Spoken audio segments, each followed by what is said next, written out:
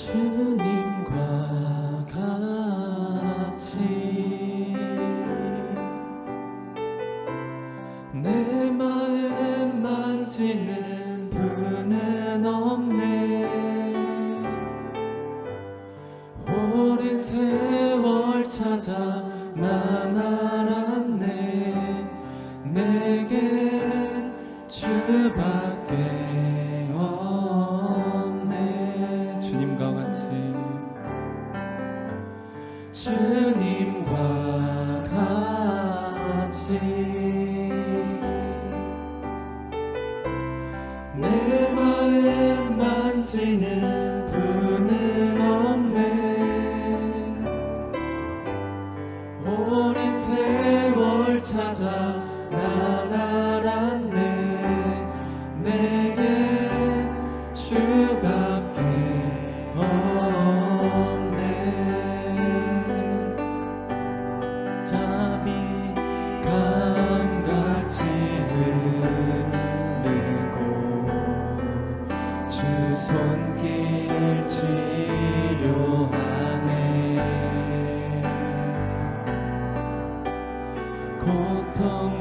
고통받는 자녀 품으시니 주밖에 없네. 주님과 같이 내 마음 만지는 분은 없네. 오랜 세월 찾아 난 알았네. 내게 주밖에 없네. 주님과 같이 주님과 같이 내 마음 만지는 분은 없네. 오랜 세월 찾아 난 알았네. 내게 주밖에 없네.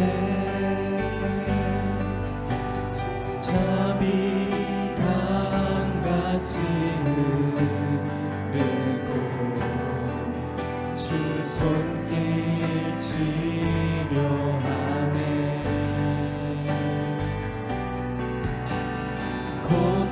고통받는 자녀 품으시니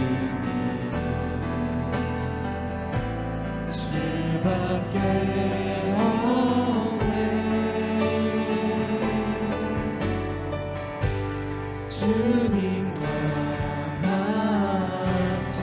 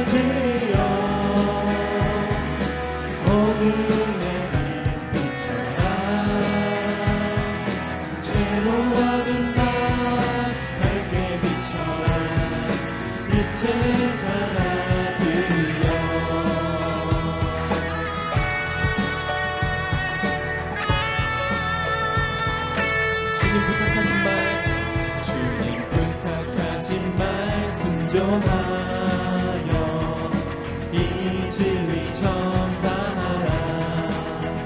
산을 넘고 물 건너 힘을 다해 복음의 빛 비춰라. 동서남북 어디나 땅끝까지 주님만 의지하고 눈 어두워 못 보는 백성에게 복음의 빛 비춰라. 빛의 사자들이여 복음의 빛 비춰라. 죄로 어두운 밤 밝게 비춰라. 빛의 사자들이여 빛의 사자들이여 빛의 사자들이여 복음의 빛 비춰라.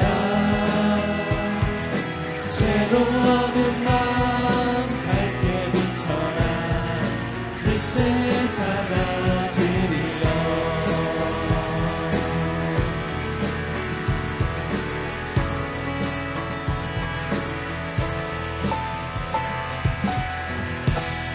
네, 하나님께 영광의 박수 올리고 싶 다음에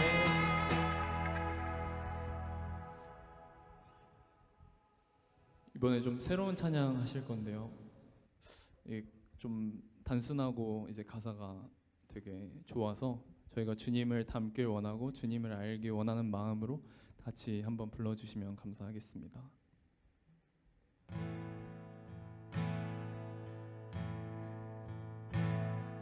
주 나를 위해 십자가 죽임 당했네. 흠이 없으신 그가 피 흘려 내 죄 씻었네. 말도 안 되는 은혜로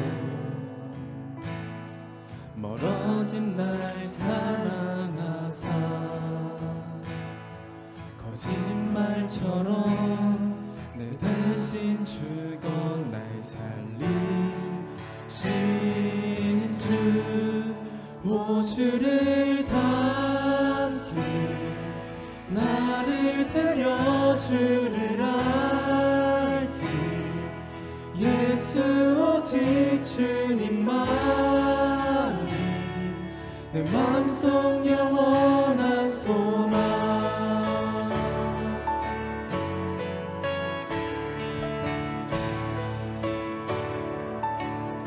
주 생으로 주 희생으로 죄와 사망이 밀었네. 생명 주신 십자가 그 길 즐거이 따르네. 괴로운 날 지날 때에 주 은혜 내게 좁혀내. 거짓말처럼 내 대신 죽어 날 살리신 주. 오 주를 닮기 나를 데려 주를 알기 예수 오직 주님만이 내 삶 속 영원한 소망. 오 주를 닮기 나를 데려 주를 알기 예수 오직 주님만이 내 맘속 영원한 소망. 오직 주 예수로 인해 오직 주 예수로 인해 오직 주 이 사랑이 내 맘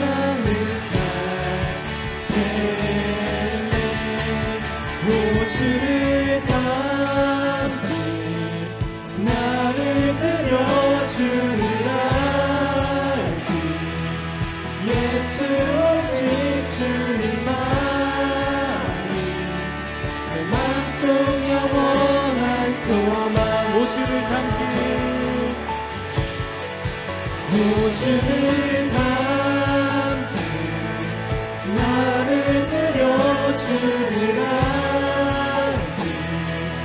예수 오직 주님만이 내 맘속 영원한 소망.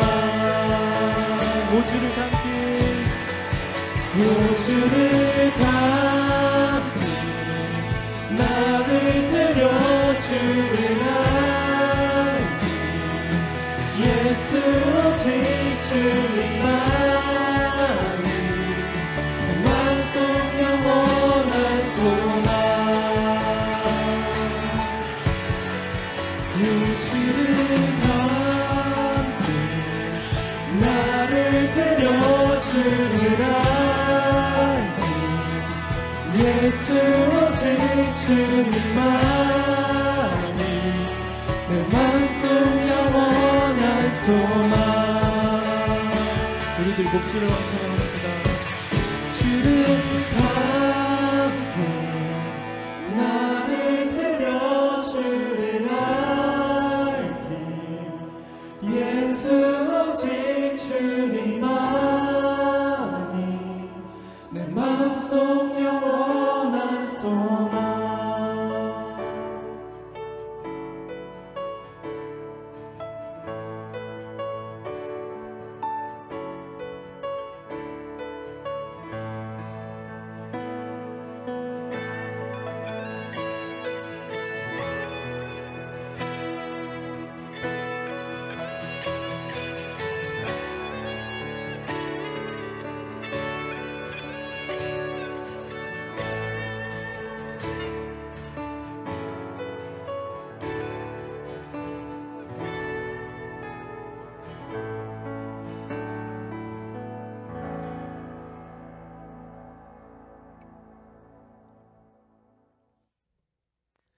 아멘. 광고 드리겠습니다. 오후 프라이머십에 오신 우리 성도님들과 청년들 사랑하고 축복합니다. 하나님께 예배함이 우리의 기쁨이 되길 원하고 이 시간 전심으로 주님께 예배드리길 소망합니다. 먼저 청년 광고입니다. 예배 후에 청년들 잠시 모여서 새 청년 환영하는 시간 가지겠습니다. 그리고 모임 후에는 우리 임원들이랑 리더들 잠시 모여서 회의하는 시간 잠깐 가지겠고, 다음 주 오후 예배 후에는 우리 수련회 청년 찬양팀과 또 방송팀으로 수고해준 청년들 모임 가지겠습니다. 그리고 매일 큐티에 잊지 않고 하면서 주님과 가까이 하는 시간 가지길 바랍니다. 오늘 이대한 목사님 말씀 전하실 때 은혜 많은 시간 되시길 바랍니다. 오늘 함께 나눌 말씀은 요한복음 13장 26절에서부터 29절까지의 말씀입니다. 예수께서 대답하시되 내가 떡 한 조각을 적셔다 주는 자가 그니라 하시고 곧 한 조각을 적셔서 가룟 시몬의 아들 유다에게 주시니 조각을 받은 후 곧 사탄이 그 속에 들어간지라. 이에 예수께서 유다에게 이르시되 내가 하는 일을 속히 하라 하시니 이 말씀을 무슨 뜻으로 하셨는지 그 앉은 자 중에 아는 자가 없고, 어떤 이들은 유다가 돈꾀를 맡았으므로 명절에 우리가 쓸 물건을 사라 하시는지 혹은 가난한 자들에게 무엇을 주라 하시는 줄로 생각하더라. 아멘. 샬롬. 사랑하는 우리 일심교회 청년공동체 여러분, 또 이 자리에 함께 하신 우리 일심공동체 모두를 주의 이름으로 사랑하고 축복합니다. 함께 옆에 있는 지체들과 인사해 보도록 하겠습니다. 사랑하고 축복합니다.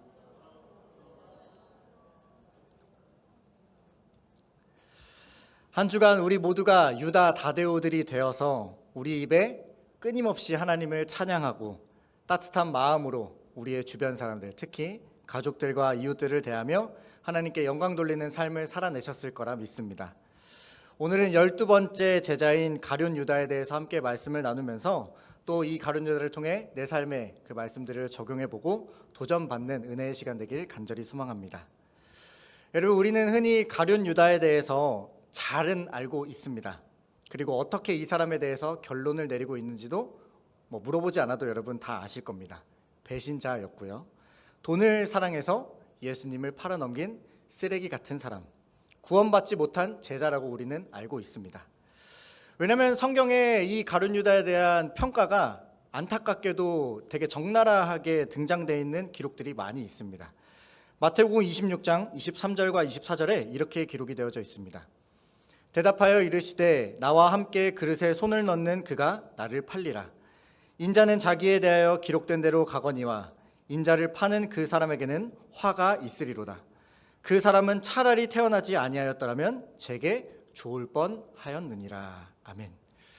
차라리 태어나지 않았다면 더 좋았을 텐데 라는 엄청나게 수치스럽고 저주에 가까운 평가를 예수님으로부터 듣게 된 제자가 바로 가룟 유다였습니다. 또 요한복음 17장 12절에 예수님께서 기도하시는 중에 하나님께 이렇게 말씀을 하셨습니다. 쉬운 성경입니다. 제가 그들과 함께 있는 동안 저는 아버지께서 제게 주신 아버지의 이름으로 그들을 지켰습니다. 제자들을 지켰다라는 얘기입니다. 저는 그들을 보호하였습니다. 멸망의 자식을 빼놓고는 그들 중 한 사람도 잃지 않았습니다. 멸망의 자식을 잃은 것은 성경의 말씀이 이루어지게 하기 위함이었습니다. 아멘. 예수님께서 지금 가룟 유다를 뭐라고 평가하고 계십니까? 멸망의 자식.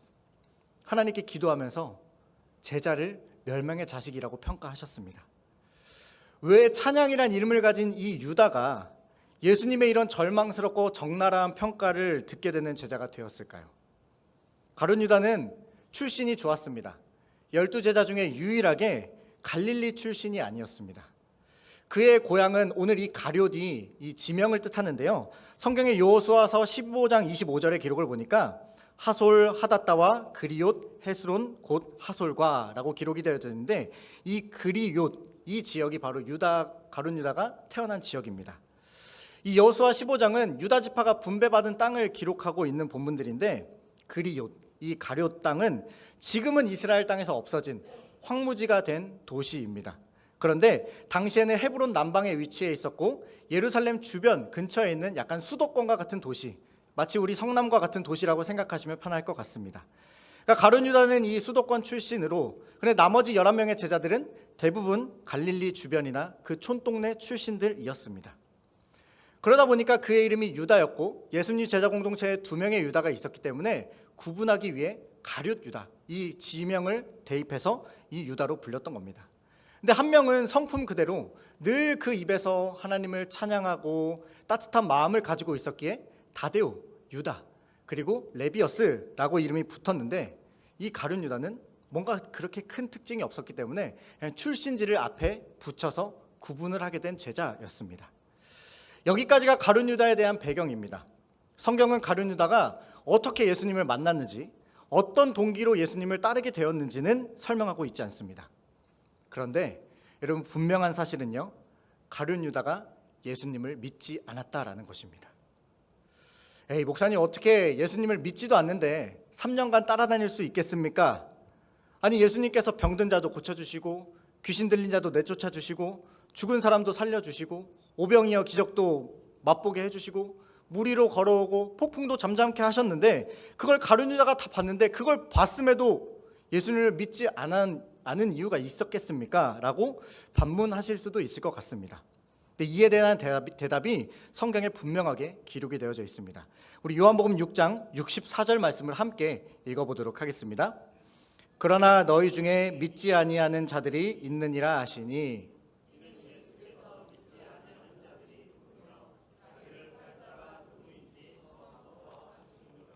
아멘. 요한복음 6장은 오병이어의 기적으로부터 시작이 됩니다.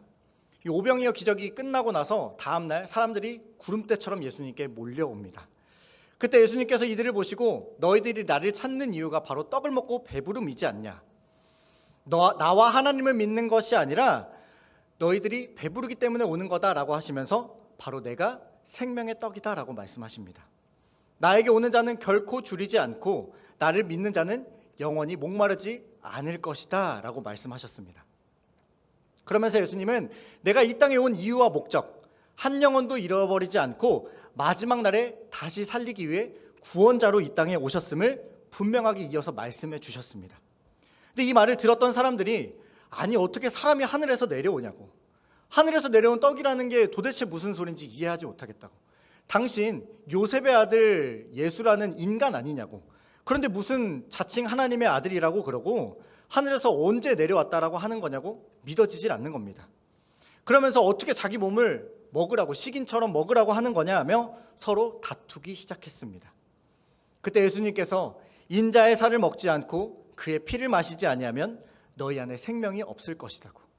살과 피를 먹고 마시는 자는 영생을 가졌고 내가 마지막 날에 그 영생을 가진 자들을 다시 살릴 것이고 내 살을 먹고 마시는 자 안에 내가 거하고 그도 나의 안에 거한다라고 말씀하셨습니다. 예수님은 분명하게 이 말씀을 제자들과 수많은 예수님 앞에 있는 무리들 앞에서 얘기하셨습니다. 나는 구원자고 생명의 떡이고 이 땅에 하나님의 아들로 왔다라고요. 그런데 이 말씀을 듣고도 아무도 이해하지 못했습니다. 그냥 자신의 기대와 자신의 바람대로만 해석하기 시작했습니다. 왜냐하면 요한복음 6장 60절의 기록을 보니까 이렇게 기록하고 있습니다. 제자 중 여럿이 듣고 말하되 이 말씀은 어렵도다. 누가 들을 수 있느냐 한데. 아멘. 제자들도 동일한 말씀을 들었는데 이해하지 못한 겁니다.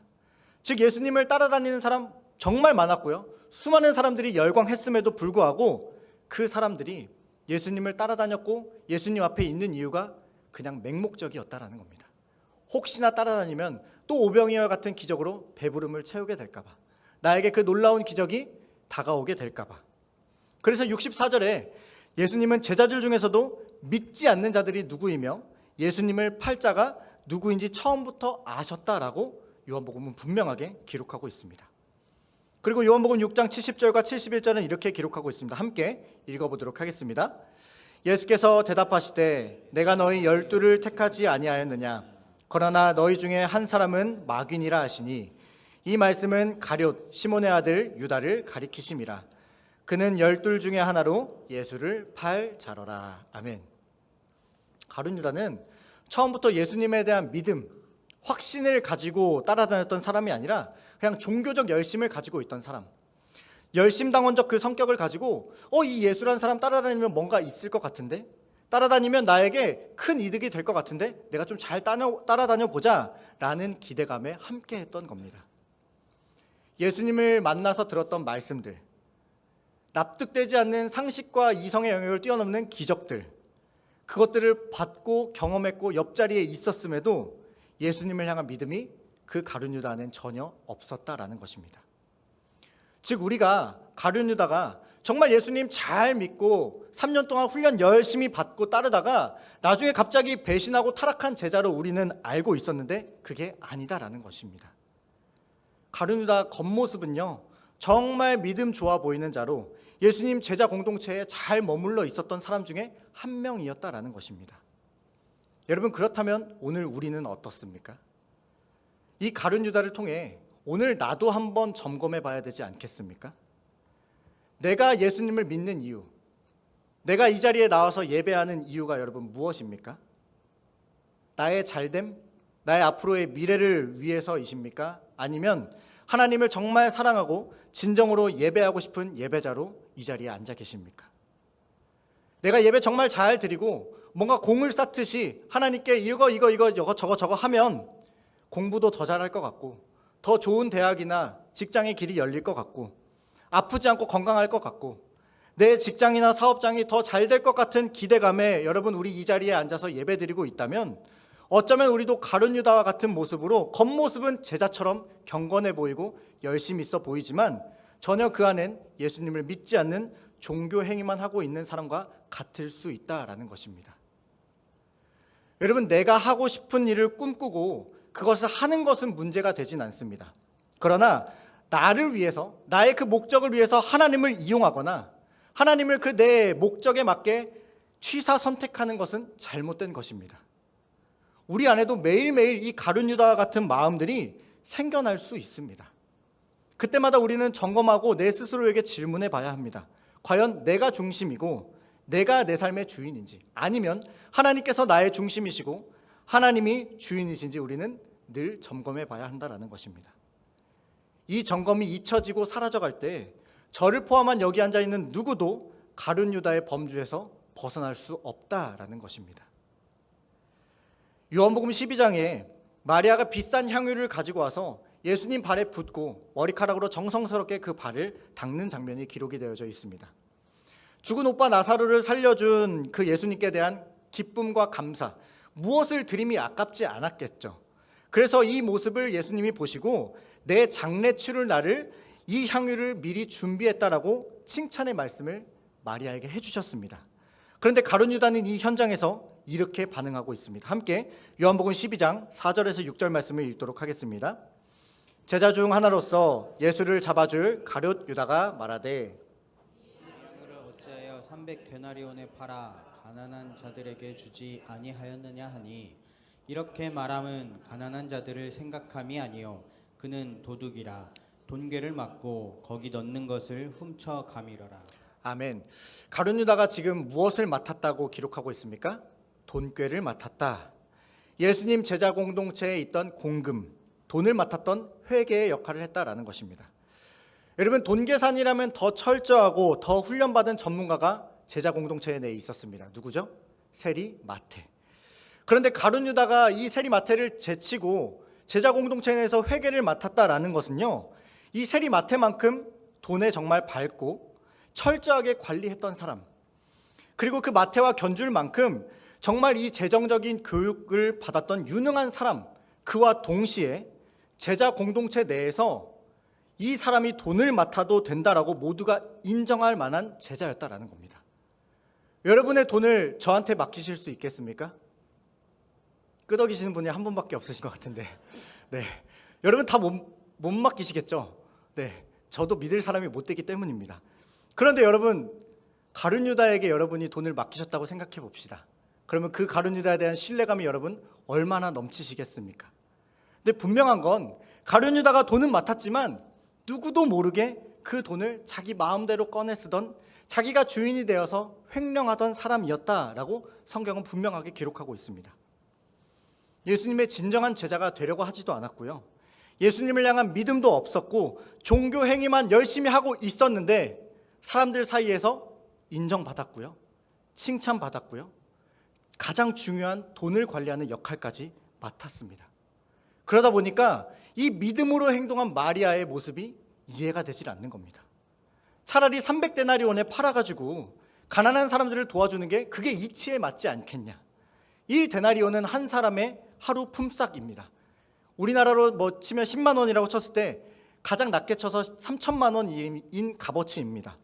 이 3천만 원어치 값어치를 예수님께 드림이 너무나도 아깝고 이해가 되지 않았던 겁니다. 그런데 성경은 분명히 가룟 유다가 이 말을 말한 것이 가난한 사람들을 위함이 아니라 도둑이었기 때문에, 저 돈이 차라리 나에게 있었다면 내가 조금이라도 더 나를 위해 쓸 텐데, 내가 가져갔을 텐데 라는 마음으로 이 얘기를 했다라고 성경은 분명하게 기록하고 있습니다. 그런데 여러분, 이 말을 하는 중에 이 말에 내포된 가룟 유다의 진짜 마음을 제자들 중에 누구도 몰랐습니다. 그냥 가룟 유다 정말 믿음 좋고 신앙 좋고 누구도 얘기하기 싫어하는 바른말 하는 정말 믿음 좋은 사람이라고 생각했기 때문에 그 말에 동조하면서 맞다고 웅성웅성 됐던 것입니다. 이런 모습을 더 깊이 볼 수 있는 장면이 바로 최후의 만찬 자리입니다. 예수님이 밥 먹기 시작할 때 진실로 진실로 너희에게 이르노니 너희 중 하나가 나를 팔 것이다 라고 말씀하셨습니다. 제자들이 이 말을 듣고 서로를 쳐다보기 시작합니다. 그런데 도저히 예수님이 누구를 향해 이 말씀을 하셨는지 이해가 되지 않는 겁니다. 그래서 베드로와 요한이 예수님, 도대체 누가 예수님을 배신합니까? 라고 묻게 되자 예수님이 내가 떡 한 조각을 가져다가 적셔다 주는 그 사람이 바로 나를 팔 것이다 라고 말씀하십니다. 요한복음 13장 26절부터 29절 말씀을 함께 읽어보도록 하겠습니다. 예수께서 대답하시되 내가 떡 한 조각을 적셔다 주는 자가 그니라 하시고 곧 한 조각을 적셔서 가롯 시몬에게 아들 유다에게 주시니 조각을 받은 후 곧 사탄이 그 속에 들어간지라. 이에 예수께서 유다에게 이르시되 내가 하는 일을 속히 하라 하시니 이 말씀을 무슨 뜻으로 하셨는지 그 앉은 자 중에 아는 자가 없고 어떤 이들은 유다가 돈꾀를 맡았으므로 명절에 우리가 쓸 물건을 사라 하시는지 혹은 가난한 자들에게 무엇을 주라 하시는 줄로 생각하더라. 아멘. 분명 예수님은 날 배신할 그 사람에게 떡 한 조각을 적셔다가 주겠다 하셨고 그걸 가룟 유다가 받아 먹는 것을 모두가 다 봤음에도 제자들은 누구도 가룟 유다가 배신할 거라고 생각하지 못했습니다. 예수님이 말씀하신 뜻이 무엇인지 다 이해하지 못했습니다. 즉 제자들 누구도 가룟 유다가 배신자가 될 거라고 전혀 상상하지 못했습니다. 가룟 유다 안에 믿음이 없을 거라고 아무도 의심하지 않았다라는 것입니다. 그러니까 가룟 유다는 예수님을 제외한 모든 사람들에게 정말 믿음 좋은 사람, 신앙도 좋고 투명하게 재정도 관리하고 매사에 최선을 다해서 예수님을 섬기고 따랐던 사람으로 인정받고 있었다라는 것입니다. 그런데 그 중심에 가장 중요한 예수님을 향한 믿음과 신뢰는 전혀 없었다라는 것입니다. 즉 우리도 오늘 지금 가룟 유다가 예수님을 팔았고 배신했다라는 성경의 기록을 보니까 선입견을 가지고 가룟 유다에 대해 평가 내리고 있겠지만 우리도 그 최후의 만찬 자리에 있었다고 한다면요, 우리 또한 가룟 유다에 대해 전혀 의심하지 못했을 겁니다.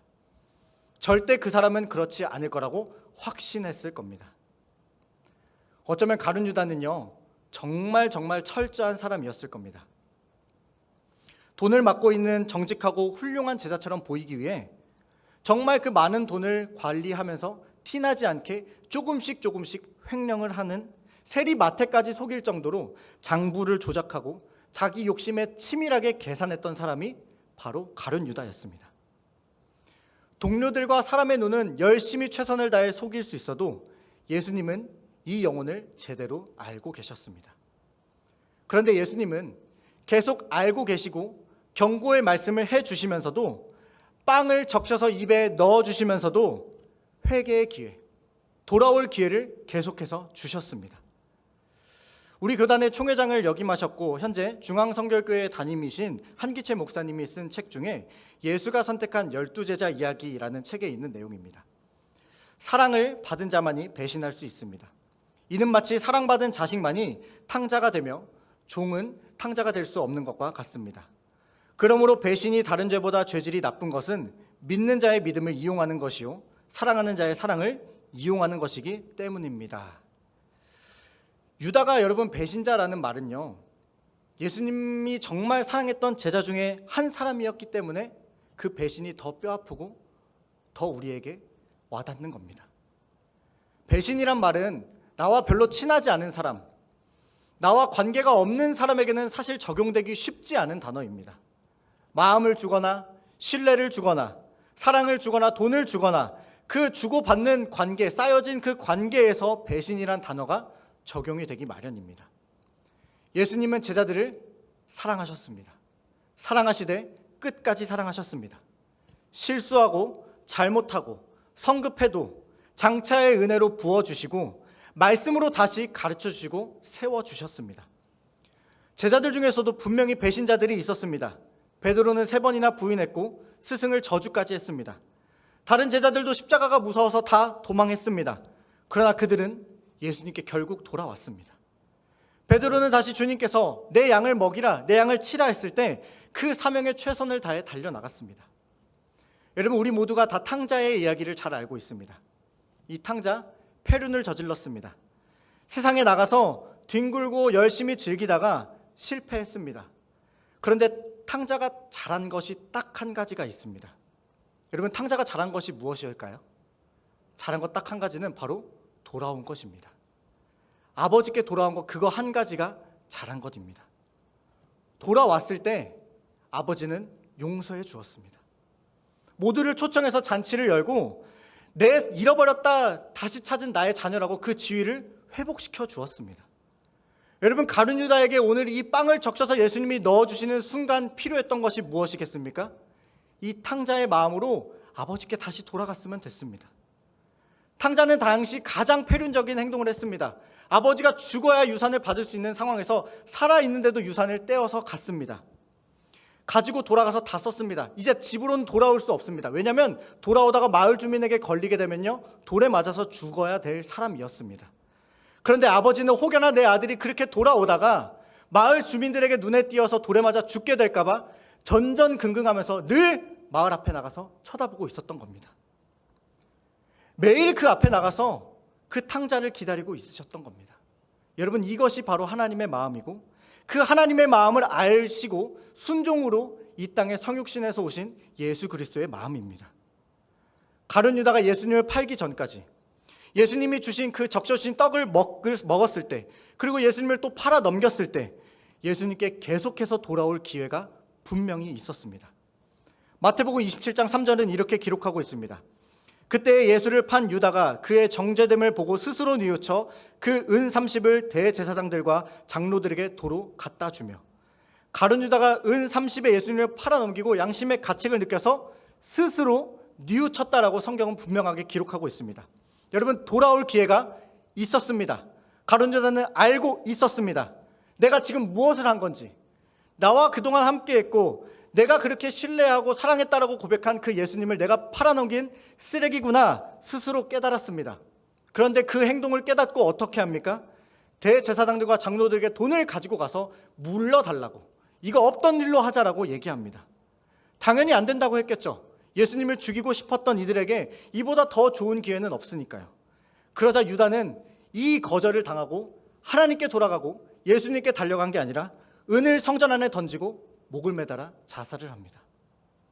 유다는 이미 자기가 잘못한 걸 알고 있었습니다. 다른 제자들 모두 배신했습니다. 그런데 죽어도 다시 예수님께 유다는 돌아오지 않았습니다. 물론 배신의 경중 여부를 따져봤을 때는 가장 중한 배신을 저지른 건 가룟 유다가 맞습니다. 그런데 예수님은 그 가룟 유다가 돌아왔을 때 용서해 주셨을까요? 안 해주셨을까요? 저는 용서해 주셨을 거라 믿습니다. 마치 탕자를 기다리고 있던 그 아버지의 심정으로 다 알고 있지만 속은 문드러지고 속상하지만 예수님은 그 자리에서 용서해 주셨을 겁니다. 유다도 이미 이 탕자의 비유를 들었고요, 알고 있었습니다. 그런데 알고 있는데 어떻게 했습니까? 스스로 깨우치고 뉘우쳤는데 어떻게 했습니까? 아버지께 돌아가지 않았습니다. 예수님께 돌아오지 않았습니다. 예수님이 이 비유의 말씀을 하시면서 탕자와 같이 너희들이 나 하나님께 돌아갈 자격이 없다라고 단정짓고 살아가는 그 죄악 가운데 있는 너희들은 아버지가 기다리고 계신다. 그 자격은 너희들이 정하는 것이 아니라 아버지께서 돌아오면 회복시켜 주실 테니까 돌아오기만 해라. 돌아왔을 때 하나님은 그 탕자의 입에 입을 맞추시고 손에 가락지를 끼워주시고 내 자녀를 회복시켜 주실 거니까 언제든 포기하지 말고 단정짓지 말고 돌아오라고 예수님은 말씀해 주셨습니다. 배신했던 다른 제자들 돌아왔습니다. 이 말씀 기억하고 다시 예수님께서 내 제자로 부르셨을 때 돌아왔습니다. 가룟 유다는 그 말씀을 기억하고 스스로 뉘우친 순간, 잘못을 깨달았던 그 순간 단 한 번만이라도 믿음을 다해 하나님께 왔다면, 예수님께 돌아왔다면 오늘 가룟 유다의 인생도 동일하게 하나님을 찬양하는 그 유다가 되지 않았을 거라 저는 확신합니다. 용서와 사랑의 예수 그리스도를 경험한 유다였다면 저는 그 인생이 예수님을 판 배신자 가룟 유다가 아니라 예수님을 배신했지만 그 배신을 뒤집어서 끝까지 하나님을 찬양했던 가룟 유다가 되었을 거라 저는 확신합니다. 사랑하는 청년 공동체 여러분, 사랑하는 우리 신 공동체 여러분, 오늘 우리들의 삶의 모습이 교회 안에서는 정말 착하고 신실하고 믿음 좋아 보이게 보일 수 있습니다. 나의 가족들 앞에서, 부모님 앞에서, 세상 착한 자녀들로서, 또 부모로서 살아갈 수는 있습니다. 그러나 여러분, 그 안에 진짜 하나님을 향한 믿음과 사랑이 있으십니까? 믿음 없이 우리 얼마든지 종교 행위할 수 있고요, 겉모습만 경건한 그리스도인으로 살아갈 수 있음을 오늘 가룟 유다를 통해 우리는 볼 수 있습니다. 우리가 그 모습이 있다면 우리도 언제든 가룟 유다가 될 수 있습니다. 교회에서 인정받고 아무도 의심하지 않고 모두가 다 박수 쳐주는 인생인데 세상 속에서 가룟 유다처럼 얼마든지 내 유익을 위해, 내 만족을 위해 예수 그리스도를 배신하고 신앙도 저버릴 수 있는 가룟 유다로 살아가고 있다면 여러분, 그 가룟 유다는 성경에 있는 배신자가 아니라 바로 나입니다. 어쩌면 가룟 유다의 모습은요, 오늘 신앙을 가지고 있고 예배를 드리고 있는 오늘 우리가 가장 경계하고 늘 나에게 질문해야 될 성경의 인물 중에 한 명입니다. 우리의 겉모습은 정말 경건하고 예수님 잘 믿고 주일마다 어디 놀러 가지도 않고 교회 잘 지키고 예배 잘 드리는데 그 안에는 정말 믿음은 전혀 없는 모습. 가끔씩 그 잘못을 깨닫고 회는 합니다. 감동을 받고 눈물을 흘립니다. 그런데 예수님께 돌아감이 없고 그 뉘우침, 변화는 전혀 없는 안타까운 모습이 우리 안에 여전히 머물러 있다면 이 모습이 얼마든지 가룟 유다의 모습으로 변질되어 갈 수 있다라는 사실입니다. 사랑하는 여러분, 그런데 우리가 잘할 수 있는 게 딱 한 가지 있습니다. 하나님께 돌아가길 소망합니다. 비록 우리의 걸음이 온전한 걸음이 아닐 수 있습니다. 부분적이고 그 부분적도 아닌 불완전한 걸음일 수도 있습니다. 그런데 하나님은 오늘도 그 걸음에서 돌이켜서 내가 하나님께로 돌아오길 기다리고 계십니다. 가룟 유다처럼 스스로 깨닫고 뉘우쳤지만 내 스스로 내 삶을 결정하지 않길 소망합니다. 다데오 유다처럼 우리 입에 하나님을 향한 사랑의 고백, 따뜻한 마음으로 예수 그리스도의 그 사랑을 받은 자로서 그 사랑을 흘려보내고 우리들이 살아갈 세상의 자리로 나아가서 이 사랑들을 흘려보내고 우리의 입술에서 불평과 불만이 아니라 하나님을 향한 신뢰와 사랑의 고백이 되는 우리 사랑하는 일신 공동체 모두가 되길 간절히 소망합니다.